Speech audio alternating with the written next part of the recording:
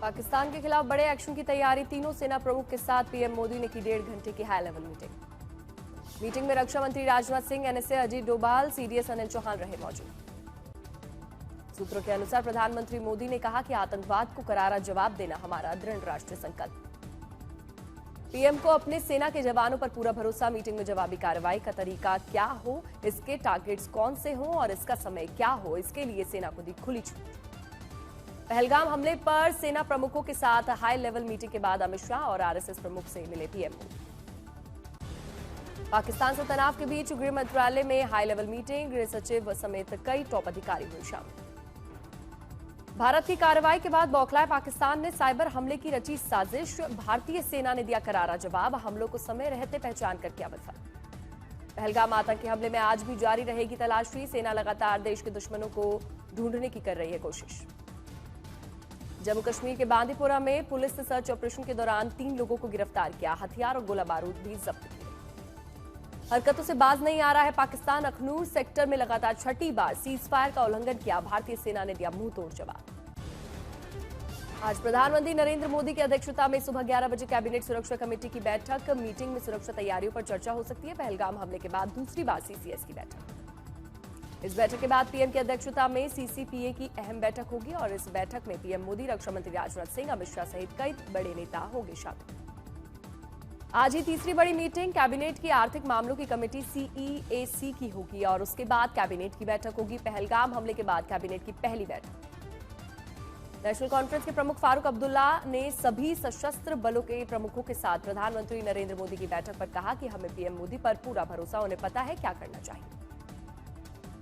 आतंकियों के खिलाफ जम्मू कश्मीर में ऑपरेशन ऑल आउट जारी, सोपोर में यूएपीए के तहत दहशतगर्दों की संपत्ति जब्त।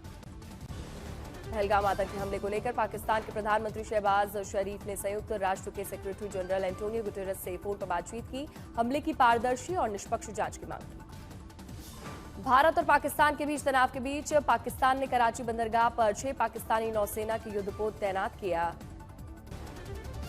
पहलगाम में 22 अप्रैल के आतंकी हमले की जांच में बड़ा खुलासा, लश्कर तैयबा और टीआरएफ से जुड़ा हाशिम मूसा निकला मास्टरमाइंड।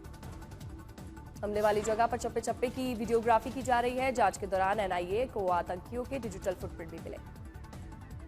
एनआईए के अनुसार आतंकियों ने मोबाइल पैड एप्लीकेशन का इस्तेमाल किया था, साथ ही स्थानीय आतंकियों की भी मदद ली गई। कांग्रेस ने सोशल मीडिया से सिर गायब वाला पोस्ट हटाया, फजीहत कराने के बाद पार्टी ने सुधारी गलती। सिर गायब वाले पोस्ट पर सियासी बवाल मचने के बाद कांग्रेस ने फिर अपने नेताओं को चेतावनी दी। पहलगाम मुद्दे पर पार्टी नेताओं को संभल कर बात करने के निर्देश जारी किए।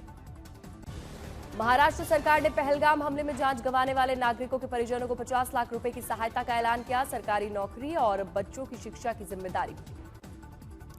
महाराष्ट्र सरकार ने पर्यटन स्थलों की सुरक्षा के लिए नई टूरिज्म सिक्योरिटी फोर्स गठित करने का ऐलान किया। यह पहल पर्यटन नीति 2024 के तहत ली गई।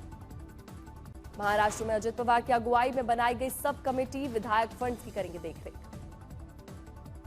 पीयूष गोयल ने लंदन में भारत ब्रिटेन व्यापार गोलमेज सम्मेलन को संबोधित किया, निवेश के अवसरों पर दिया जोर।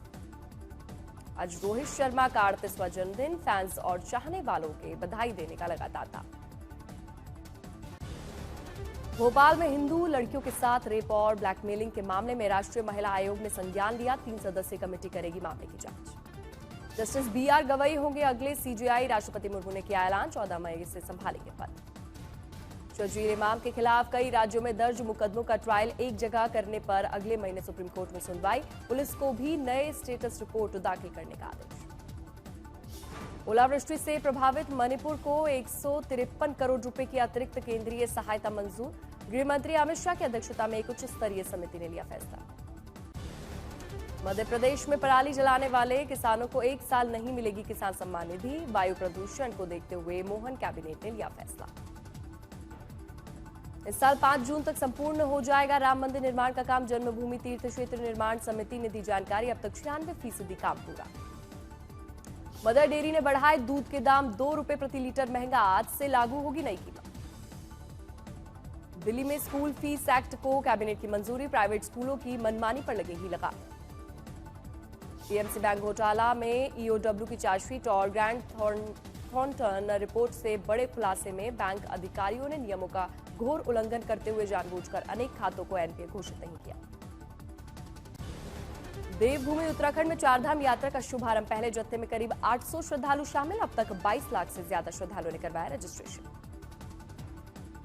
अक्षय तृतीया पर सबसे पहले गंगोत्री धाम के खुलेंगे कपाट। आज सुबह 10:30 बजे विधि विधान से खुलेंगे गंगोत्री के कपाट। आज दोपहर करीब 12:57 पर खुलेंगे यमुनोत्री के कपाट। आज देवी यमुना की डोली खरसाली गांव से यमुनोत्री धाम पहुंचेगी। केदारनाथ धाम में 2 मई को खुलेंगे कपाट। बद्रीनाथ धाम के कपाट 4 मई को खुलेंगे। इस बार चारधाम यात्रा मार्गों को 15 सुपर जोन, 41 जोन और 137 सेक्टर्स में बांटा गया। उत्तराखंड के डीजीपी ने चारधाम की तैयारियों का लिया जायजा। आज अक्षय तृतीया पर्व के अवसर पर वृंदावन के बांके बिहारी मंदिर में चरण दर्शन के लिए उमड़े भक्त। वर्ष भर में एक ही बार होते हैं चरण दर्शन।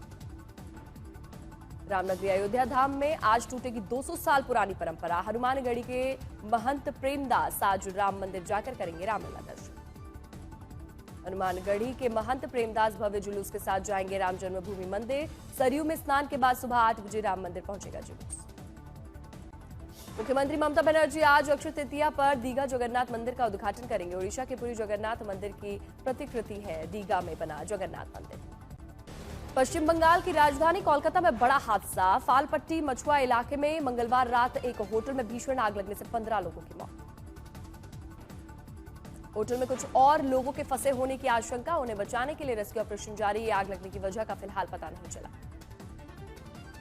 हादसे की जांच के लिए स्पेशल टीम का गठन। घटना को लेकर पश्चिम बंगाल कांग्रेस अध्यक्ष शुभंकर सरकार ने कोलकाता नगर निगम की आलोचना की।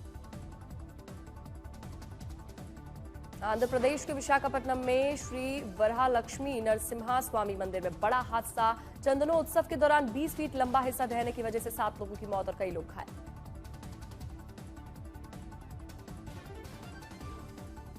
विशाखापट्टनम हादसे में एसडीआरएफ और एनडीआरएफ की ओर से खोज और बचाव अभियान जारी।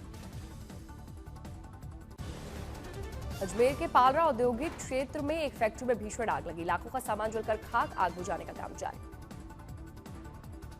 अहमदाबाद के इंदिरा ब्रिज के पास एक इमारत में लगी भीषण आग। लोगों ने जान बचाने के लिए 4थी और 5वीं मंजिल से कूदकर बचाई जान।